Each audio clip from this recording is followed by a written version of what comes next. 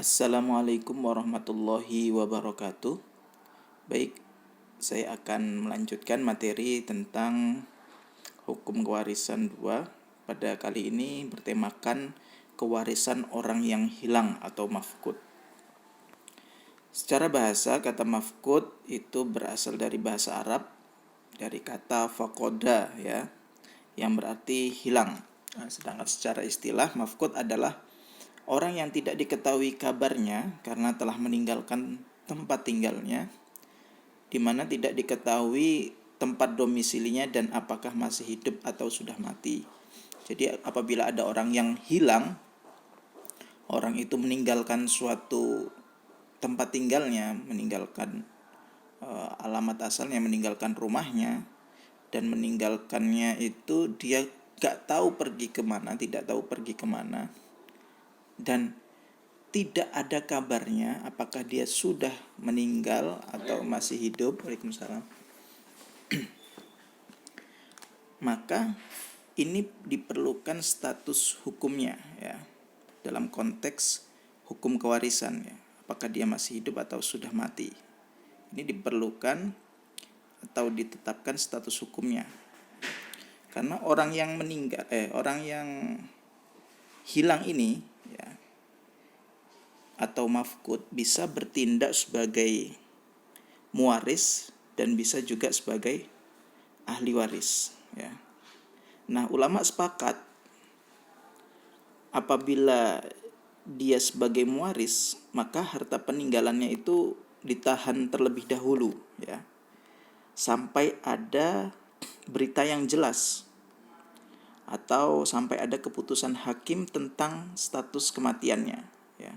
Berarti perlu diputuskan oleh hakim apakah orang yang hilang ini benar-benar sudah meninggal atau masih hidup. Nah, ada beberapa pertimbangan untuk mengambil keputusan apakah dia masih hidup atau kan sudah meninggal. Itu nanti ada pertimbangannya ya. Nah, begitupun apabila sebagai ahli waris ya. Begitupun apabila sebagai ahli waris, maka harta peninggalan dari si mayit apabila dia sebagai ahli waris itu ditangguhkan sampai ada status hukum yang jelas mengenai keberadaan orang yang hilang tersebut atau mafqud ya, dalam bahasa Arabnya mafqud. Nah, ini pertimbangan dalam menentukan statusnya ya. Ulama berijtihad bahwa yang pertama, bukti yang dapat diterima oleh syara, seperti halnya kesaksian seseorang ya. Misalkan ada orang yang pernah menyaksikan bahwa orang yang hilang tersebut telah meninggal misalkan. Jadi ada kesaksian seseorang. Nah, ini bisa dijadikan dasar atau pertimbangan hakim dalam menentukan statusnya ya. Kemudian berdasarkan batas waktu. Ulama berbeda pendapat dalam hal ini ya. Ada yang menyatakan 4 tahun ya. Ada yang menyatakan pokoknya kalau teman sebayanya sudah meninggal, rata-rata sudah meninggal ya, dimungkinkan orang yang hilang itu juga sudah meninggal. Kemudian ada yang menyatakan 70 atau 90 tahun ya, 70 sampai 90 tahun. Kalau umurnya 70 sampai 90 tahun ya kira-kira sudah meninggal gitu ya. Ini batas waktu. Ulama berbeda pendapat tentang hal ini. Ada yang menyatakan misalkan situasi dan tempat menghilangnya mafqud menjadi juga sebuah pertimbangan. Misalkan orang yang menghilang itu hilangnya dia pergi ke suatu daerah di mana daerah itu tempat peperangan misalkan. Ya, kalau nggak ada kabar ya kira-kira mungkin sudah meninggal gitu ya, akibat area yang tidak aman misalkan seperti itu. Nah, apabila status hukumnya telah jelas, maka harta ini dapat dibagi oleh ahli warisnya. Misalkan dia sebagai muwaris ya. Atau apabila ia sebagai ahli waris, maka bagiannya bisa ditentukan. Ya, ini persoalan-persoalan ya ketika seseorang tidak diketahui statusnya masih hidup atau sudah mati. Ini dalam hal pembagian waris ya. Apabila suatu saat ia muncul, nah ini persoalan baru ya. Apabila suatu saat ia muncul, maka ada beberapa konsekuensi yang ia terima ya. Setelah tadi hilang, kemudian misalkan ditetapkan oleh hakim statusnya sudah meninggal. Nah, tiba-tiba ia muncul gitu ya. Nah, secara hukum kan setelah diputuskan oleh hakim, apabila diputuskan statusnya meninggal, harta sudah terlanjur dibagi kepada ahli warisnya, misalkan dia sebagai muwaris gitu ya. Nah, ini bagaimana persoalannya gitu ya. Nah, apabila ia sebagai muwaris, ia tidak berhak menuntut harta yang sudah dibagikan kepada ahli warisnya. Namun ada yang berpendapat ya, menyatakan bahwa ia masih berhak atas hartanya.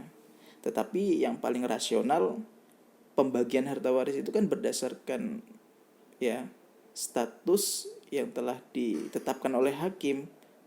Jadi ahli waris tidak akan membagi atau tidak berani membagi harta warisannya selama belum ditetapkan status hukumnya oleh hakim. Jadi yang paling rasional ketika dia misalkan tiba-tiba hadir gitu ya, tidak tiba-tiba muncul, maka ahli warisnya ya tidak ada kewajiban untuk mengembalikan harta waris yang sudah dibagi itu. Namun secara rasional ya, secara baiknya ya berarti ahli waris itu membantunya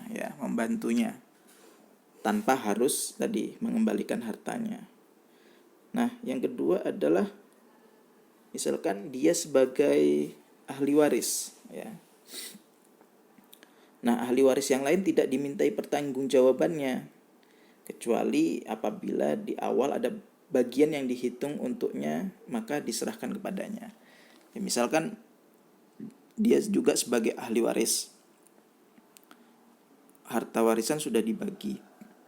Apabila dari awal perhitungan pembagiannya itu ada harta yang ditangguhkan untuknya, untuk orang yang menghilang ini, maka itu bisa diberikan kepadanya. Namun apabila dari awal tidak diperhitungkan karena status hukumnya misalkan sudah dinyatakan meninggal, ya maka tidak ada tanggung jawab, tidak, ahli waris yang lainnya tidak dimintai tanggung jawab tentang hal ini untuk berbagi tentang harta waris itu. Ya, ini adalah konsekuensi ya atau persoalan yang muncul ketika misalkan orang yang hilang itu kemudian muncul kembali gitu ya. Namun pada awalnya sudah ditetapkan status hukumnya sudah meninggal oleh hakim misalnya gitu. Ya, ini persoalan-persoalan ya. Apabila terjadi hal yang demikian ya.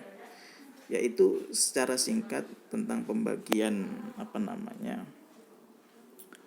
harta warisan bagi orang yang hilang. Mungkin cukup sekian ya, maka kita lanjutkan materi yang singkat ini dengan diskusi-diskusi yang produktif. Terima kasih, kurang lebihnya mohon maaf. Wassalamualaikum warahmatullahi wabarakatuh.